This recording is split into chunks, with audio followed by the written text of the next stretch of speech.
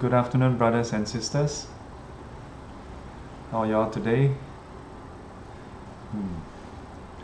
So the rain has kind of reduced to a drizzle now. Still raining. Yeah. Hope everybody stays safe and dry and keep warm. The past 2 days has been a bit chilly. Easy to fall sick. Yeah. So today's topic, suffering, is this the only option to learn Dharma? Again, this is an interesting topic.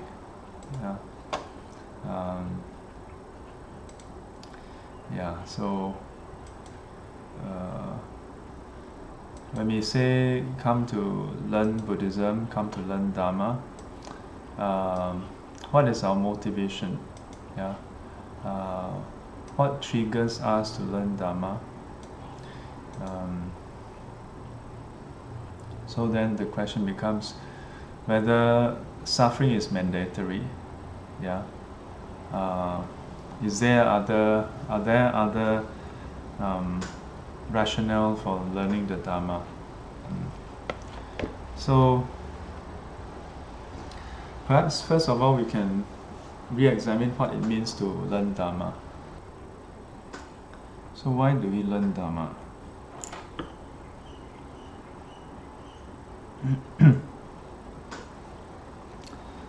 So let me see here.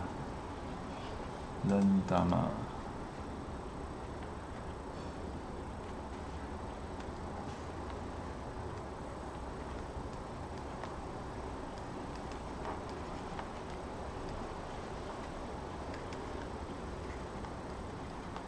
Learning of Dharma.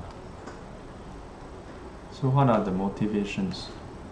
So from the title itself, we know that one motivation is suffering. Okay? So one motivation is suffering. Maybe let's examine this first. So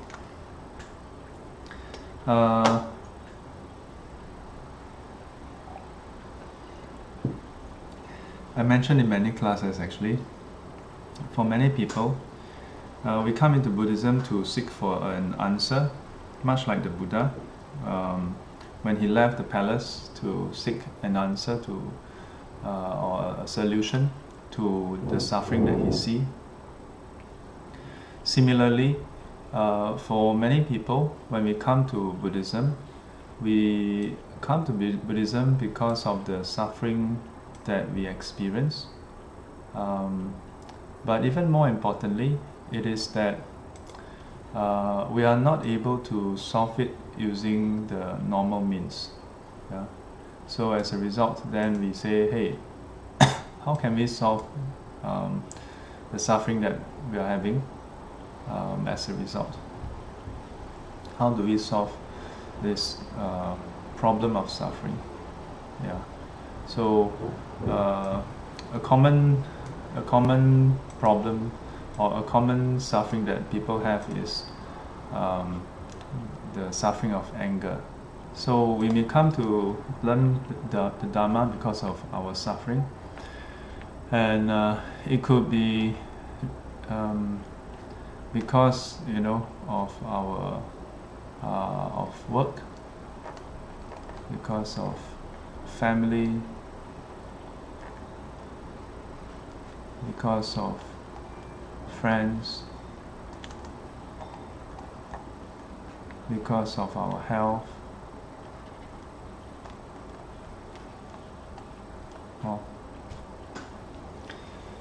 Work is easy to understand. I'm not saying that work is always suffering. For me, it was pretty fun last time. But for many people, work contains at least some element of suffering. But usually we are able to solve it, so then we just get on with our life. Sometimes it's so overwhelming, then we try to find some help. And perhaps we may look for religion and in this case, Buddhism for a solution. Similarly, for our relations with our family, yeah. Sometimes it's not the relations, sometimes it's that not at the fault of our family members, but maybe something happened to them, and as a result we suffer. Yeah. In one of the sutta called the Piya Jati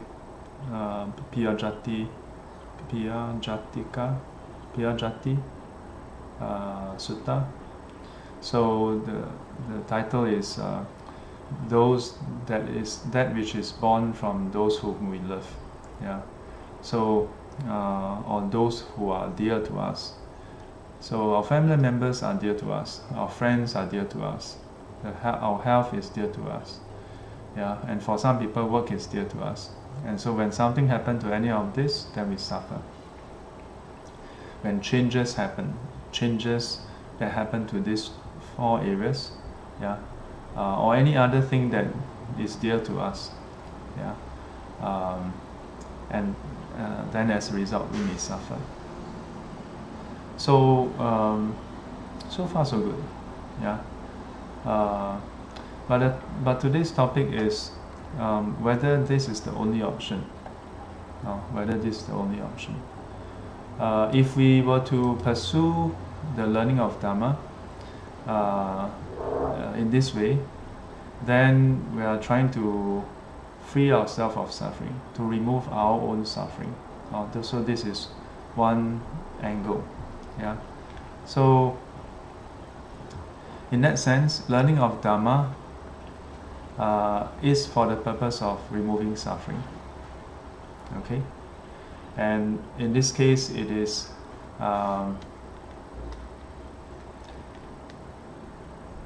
towards ourselves. Okay? So we can say own suffering. No crime or shame in that. There's nothing wrong with wanting to remove our own suffering. Yeah.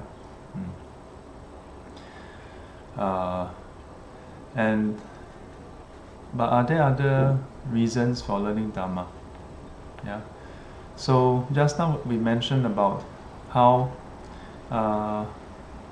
family, friends, our health and work, these are dear to us. And so when something changes, then we suffer. But sometimes our concern is not so much about our own suffering, but about others' suffering. Others' suffering. Yeah. So then how?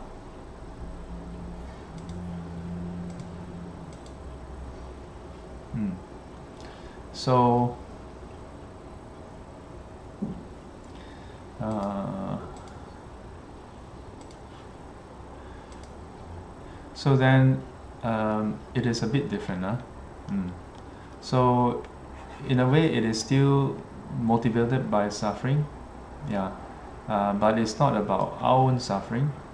Okay, it is motivated by others' suffering. So this as a result it has another basis, which is compassion. So it is about compassion.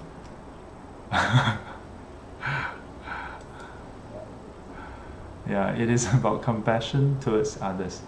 That when we see others suffer, and it motivates us to want to learn Dharma. So this is more, in that sense, we can say that this is the path of the Shravaka, and this is towards the path of the Bodhisattva.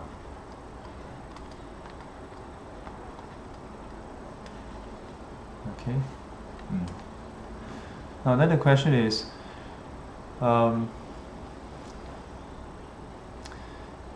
is it possible to just have this without this? Yeah. Is it possible to have compassion for others without being aware of our own suffering? In a way, no. Yeah. So there's a misnomer that Bodhisattvas do not practice the Shravaka teachings, nor are they, so they don't deal with their own suffering. So Bodhisattvas do deal with their own suffering.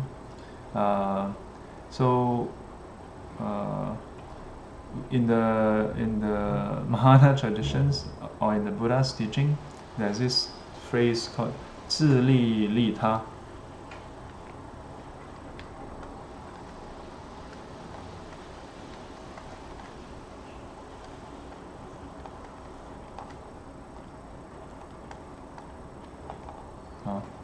So to loosely translated, to benefit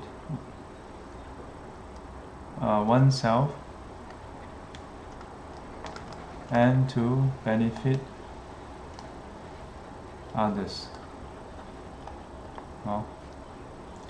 So this is oneself, this is benefit, and then to benefit others. Yeah. So what does that mean? It means that when we say to benefit oneself, it means you learn the Dharma to remove your own suffering first. Why is that important for someone who wants to help others out of compassion? Because suffering don't happen just by itself. Suffering arises due to defilements. So when we say to benefit ourselves, to remove our own suffering, it is really to remove our defilements. And when we are free of defilements, then it's possible to truly help others.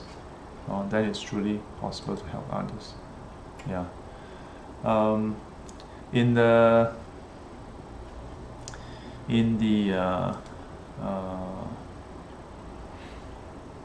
If you were to actually start to try to benefit others, then you will find that this is very crucial. In many of the social services, social workers, or the medical field, a lot of there's an ongoing trend or study about how those caregivers actually they need care themselves. Yeah.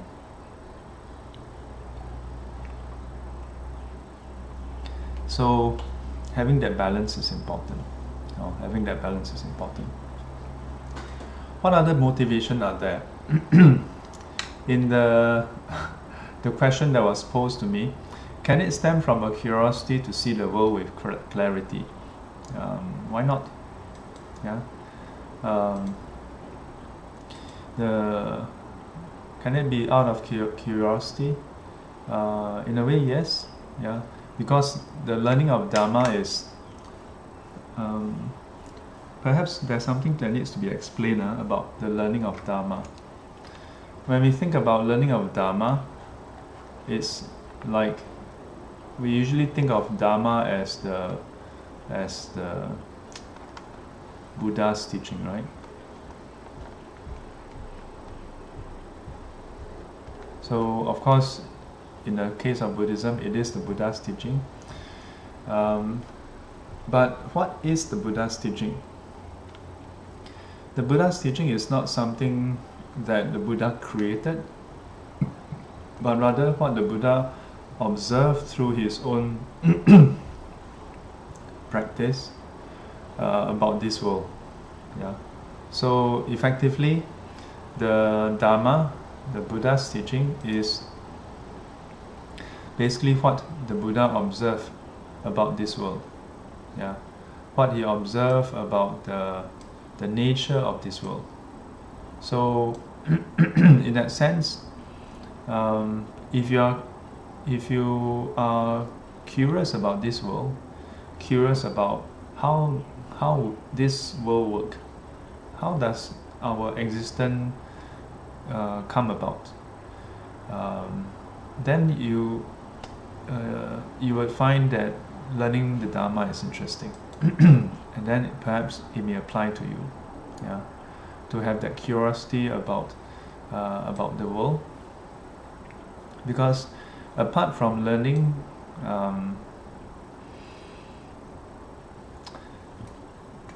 perhaps I can put it this way.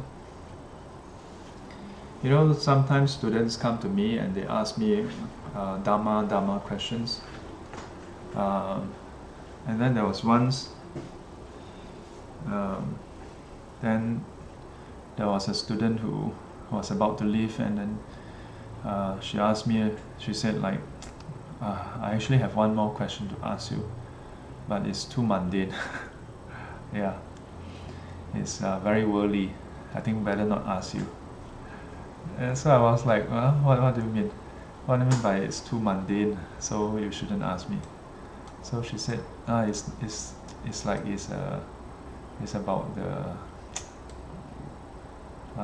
their life, you know. So this is deemed to be too mundane. It's as though the Dharma that the Buddha teach is all about some esoteric truth about this world. So the mundane affairs, the mundane problems that people face is too low to be dealt with using the Dharma. So I told the student, I said, apart from our ordinary mundane life, strictly speaking, there is not much of a Dharma to talk about. Yeah, the Buddha, like all Buddhas, strive towards enlightenment out of compassion for the suffering of ordinary mundane sentient beings, if you will. Yeah. And apart from sentient beings, the unenlightened sentient beings, there's no Buddhahood to talk about. Yeah. So when we learn the Dharma, whether it is out of because our desire to remove suffering, or perhaps it's because we are curious, yeah, or perhaps it is out of compassion for other people's suffering, to me it's okay. Yeah, to me it's okay. Yeah. Because even if it's just out of mere curiosity, if you were to learn the Dharma, eventually you would come to the realization of the truth. Yeah, or you would verify for yourself whether it's true or not. And once you verify it, then you wouldn't have any there wouldn't be a problem. Yeah. In the Buddha's time, there were those who learned the Dharma for other motivation. Yeah. In the Buddha's time, there was this. There were other schools. Yeah, much like now, there are different religion, and so back then, because of the Buddha's effectiveness in teaching and helping people become lightened of their suffering, yeah, and some of them even attaining arahanthood, the perfect enlightenment. So more and more people started gravitating towards the Buddha's teaching. More and more people became the Buddha's disciple. So the consequence is there were lesser support for the other schools, the other ascetics and the Brahmins. So then it occurred to some of the practitioners in other schools that perhaps one way to ensure that they continue to receive the support from lay people is to send one of them to the Sangha and ordain as a Buddhist monk. Yeah, but with the sole intent to actually just learn enough Dharma, learn how to act like a monk, behave like a monk, and maybe even teach like a monk, so that they can masquerade as Buddhist monks, but not really practicing it. Yeah, interesting, huh? In the Buddha's time, that something like that happened. I think that venerable is Susima. Let me double check. Yeah, if I don't recall wrongly, let me just double check. This is a very interesting sutta.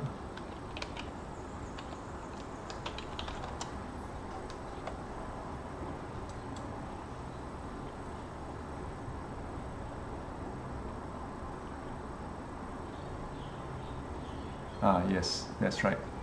So Susima Sutta. It is in the Samyutta Nikaya, number 12, and Sutta number 70. Yeah, Susima Sutta.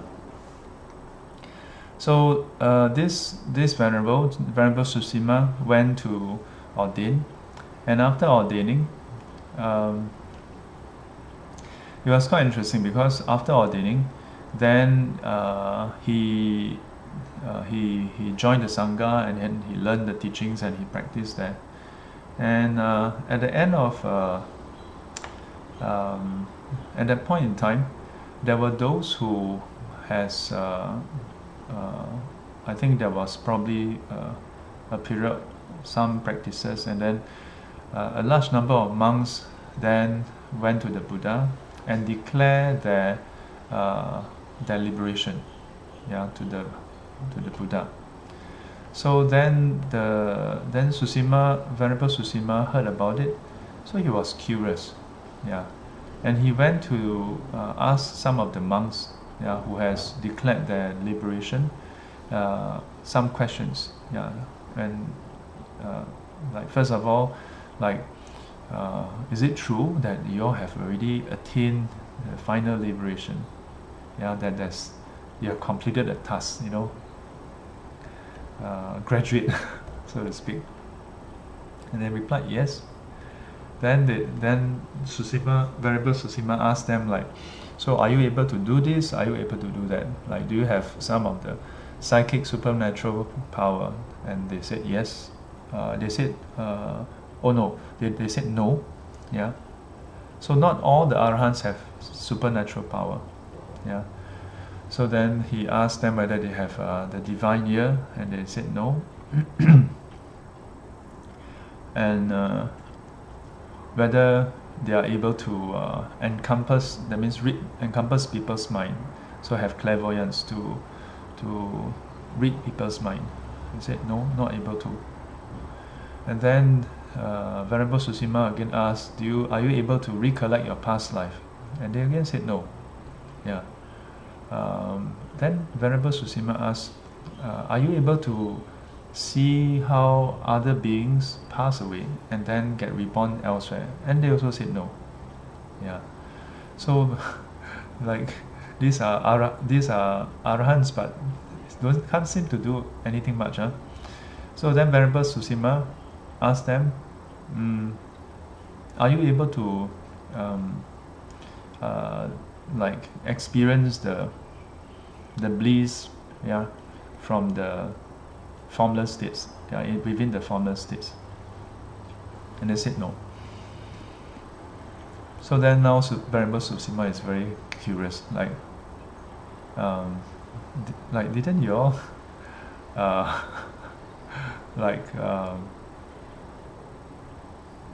make this declaration that you have already attained liberation? So what does that mean, And so they told, like, that means you didn't attain any of this, but you are liberated. So then the Arahants told them that they are released through discernment. So here it means that it's through wisdom, pure wisdom, that they attain enlightenment. So Venerable Susima could not understand, but then they said, well, whether or not you understand, that we are still released through discernment. So then, I'm not going to go through the whole sutta. I will provide the link, and you all can go and take a look. So after that, Venerable Susima then went to see the Buddha and asked the Buddha about what happened. Yeah. Then the Buddha gave him some teachings. Yeah. Now, what is interesting is, now if you take a step back, if you recall, at the start, Venerable Susima didn't ordain. Here we're not just talking about learning Dharma. He actually ordained, of course supposed to be learning Dharma for liberation, right? But he ordained not for that purpose. He ordained to so-called steal the Dharma. Steal in the sense that his purpose was to just come and learn enough Dharma to go back and teach his fellow companions, the fellow ascetics or practitioners, so that they can masquerade as Buddhist monks. Then this way, they can receive support from those who support the Buddhist monks, but they continue to practice their own teachings. Yeah. So in the Buddhist teaching, this is called a thief of Dharma. Yeah, 道法. So it's a very high penalty. Yeah. So then, but now here, even though he's supposed to just come here and put on a show and just learn enough to masquerade as one, he got genuinely curious. Yeah, he got genuinely curious, and so he asked the Buddha a series of questions, and towards the end, the interesting thing is that as he inquired and the Buddha answered his question, and the Buddha gave him teaching, then as a result, you know what happened? He actually attained to enlightenment. Yeah, or rather, he come to see the he come to attain enlightenment. Yeah, he come to attain enlightenment, and so as a result, he realized how or rather he come to see that the teachings of the Buddha is indeed the truth, and so he immediately confessed and repented to the Buddha. Yeah. So this is something very interesting, isn't it? His intent originally was just to come here to steal. Yeah. Come into the Dharma to steal. But after being in touch with the Dharma, he get transformed. Yeah. So the Buddha's teaching of truth, the truth itself has this quality that it can transform a person if we were to actually earnestly learn it, practice it. Yeah. So Venerable Susima is very interesting also, because while he start off with the wrong intent, but he do the actual work, so he still get the actual results. Yeah. And from there he changed. Yeah. So if we come back to the question of how about curiosity? Yeah. Can we simply learn out of curiosity? I would say, why not? Yeah. Why not? In fact, if I may throw in one more, which is sometimes students, when they come for class, they may ask very, in a way, rude questions. Yeah. And in some cases, I've been told that if we were to ask too rude a question or too difficult a question, then we are seen in negative light, like you are trying to come and create trouble. I don't know. I don't know whether that's the best approach, but for me personally, if a person has put in enough effort to come and attend the class and actually ask questions, I'll be happy to answer those questions. Yeah. The only exception is when, after repeated replies, the person don't seem to respond to any answers at all, but just goes on to ask more and more questions without ever once like sincerely responding to the questions. Then we have to ask ourselves, like I have to ask the student, like, wait, are you here to ask questions to get an answer, or are you here just to ask questions? Yeah, I've met some students where they have been rejected in different places. Yeah, or in a way they didn't find the answer they want, or they seek. They didn't find the clarification, and so they left the center, go to different places, and perhaps it's this whole process that helped them come to an answer. Yeah, so when they attend the class and I reply to them, they are able to find an answer to the queries they have. Yeah. So why is this important? Because learning Dharma is a lot about asking questions. It's not simply about accepting everything that is being said. It's not about not accepting anything that is being said also. If you don't accept anything, then without even questioning it, it's one thing to question it, it's another thing to just blindly reject it. Yeah, questioning it means you examine it. Yeah, examine it to see whether it is valid. Yeah, to test it out. That's okay. Blind rejection is not okay. Yeah, blind rejection, then you might as well just say you just, no, I don't have any reason, I just don't accept. Okay, fine. Yeah, then that's not the good approach. That's not learning Dharma. Oh. Yeah. So how do you learn Dharma? How do you learn Dharma? Do you learn because of your own suffering? Yeah, nothing wrong with that. But if you learn Dharma because of your own suffering, then you can use that as a gauge to ask yourself, how effective have you been using the Dharma? Otherwise, sometimes we just learn Dharma, learn, it becomes just knowledge, but you are not having an end goal, which is at least, first of all, reducing your suffering, reducing your defilements, and ultimately removing your defilements and suffering. Yeah. So if that is your motivation, then that should be the measurement of whether learning Dharma is effective for you. On the other hand, if you are driven by compassion, we must not forget the other point also. Perhaps I should put this as number 2 and put this as number 1, because in my opinion, removing your suffering here is first and foremost our primary objective. Then secondary objective is to help others with their suffering. It's just like now the COVID-19, right? If you are having the virus, you cannot be helping others. You need to make sure that you are free of the virus first, then you can help others. Otherwise, all your kind intent is moot point.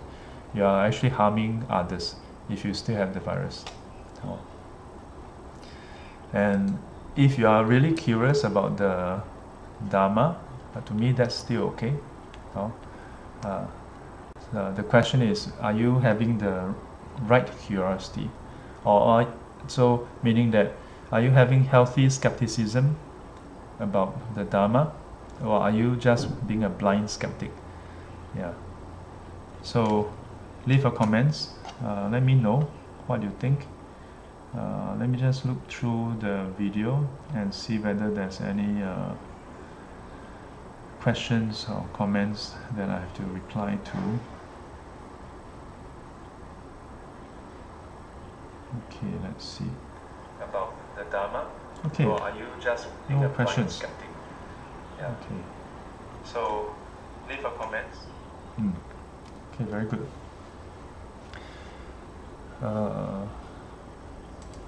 Alright, so that's all I have for today. I hope everybody stays safe. Yeah, continue to learn the Dharma. Keep your curiosity going, and till the next time. Oh yeah, a bit of advertisement.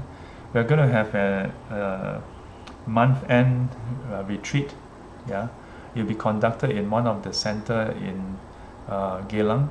So I'm going to post a link in the comments. You all can check it out for more information.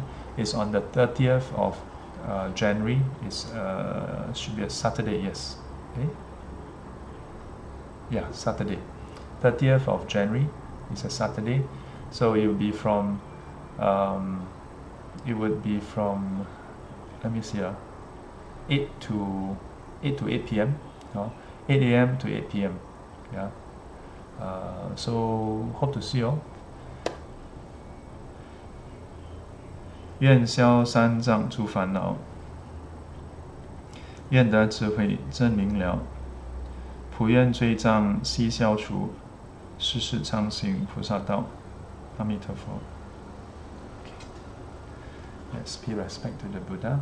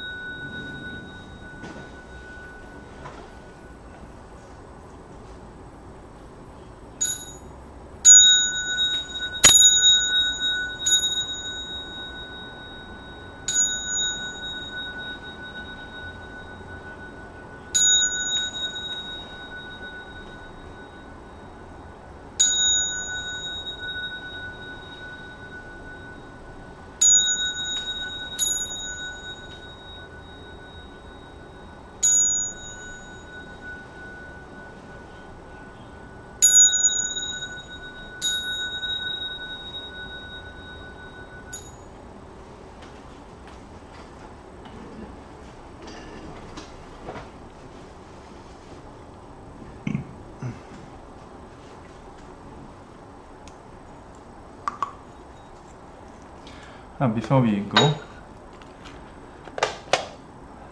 I'd like to just read one of the comments. So Chai Kwan, hello Chai Kwan. So she says, being brought up in a Buddhist family, I simply follow my parents and grandparents without knowing how and why it is done. At some stage, I became curious and want to find out more. Thus I signed up for the course, and from then on, I never looked back. Sadhu, sadhu, sadhu.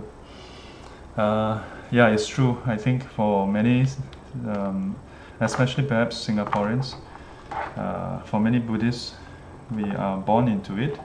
Yeah, so we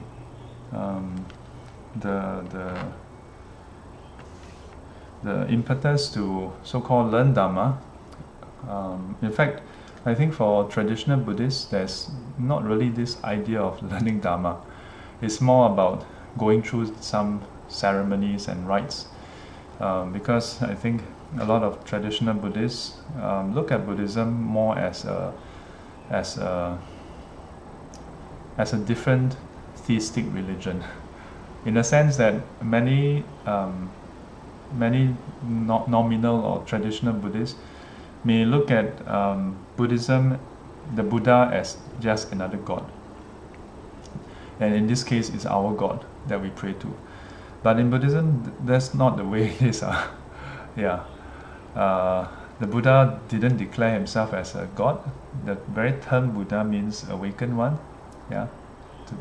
To reach beyond the worldly state and to become awakened to the truth of this world. So I completely hear you, Chai Kwan. In a way, I think even for myself, when I was much younger, that was pretty much that as well. But we are very fortunate in Singapore that in the 80s, we had something called religious knowledge. And because of that, I think hundreds and thousands of young secondary school students like myself and my sisters, we had the privilege of learning what Buddhism is in school. Yeah, it's a pity that it was scrapped, because I think knowing what our own religion is, because it offered Buddhism, it offered Christianity, it offered Islam, Hinduism, it offered Confucianism, Taoism. So it offered different options for individuals, and you're not required to pick only the one that your own religion. Students are free to choose anyone that they wish to. And I think it helps the young people to understand themselves better, because religion is a part of our identity, so to speak. Yeah, but it's a pity. Who knows? Yeah, I haven't. We never know. Maybe in future we may have the opportunity to have such programs in public schools again. But the thing is that because of that, a whole generation of young adults got to know about their own religion, and in my case, Buddhism. So from there, then it was such a revelation. It was like, wow, okay. And at the same time, in the 80s, there was this wave of Dharma speakers, Dharma teachers from Taiwan, and from locals.